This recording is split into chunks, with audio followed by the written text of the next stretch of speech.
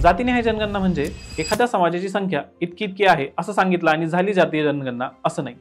तर जातीनिहाय जनगणना करताना त्या समाजात कोणाचं शिक्षण किती झाले, कोणत्या वयोगटापर्यंत त्यांनी शिक्षण पूर्ण केले, प्राथमिक, माध्यमिक, उच्च माध्यमिक, पदव्युत्तर, PhD पर्यंत शिक्षण घेतले, मुलांचं शिक्षणाचं प्रमाण किती आहे, मुलींचं किती आहे, असं शिक्षणाबद्दल प्रश्न विचारले जातात। रोजगारासंबंधीचे प्रश्न असतात, म्हणजे त्या समाजात पुरुष किती कमावतो, स्त्री किती कमावते, त्यांच्या कामाचं स्वरूप कसं आहे, रोजंदारीने कामाला जातात, नोकरी करतात, स्वतःचा व्यवसाय करतात, संघटित क्षेत्रात करतात की असंघटित क्षेत्रात काम करतात, अशा प्रकारचे प्रश्न त्यात असतात।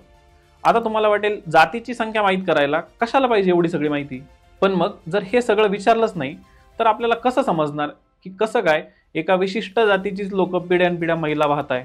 गावातल्या गटारी साफ करणारी माणसं एकाच जातीची कशी असतात? तुमच्या घराच्या बाजूला एखादं जनावर मेलं तर तुमचे वडील एका विशिष्ट जातीच्या काकांनाच का बोलवतात? या सगळ्या प्रश्नांची उत्तरं जातीय जनगणनेतूनच मिळतात।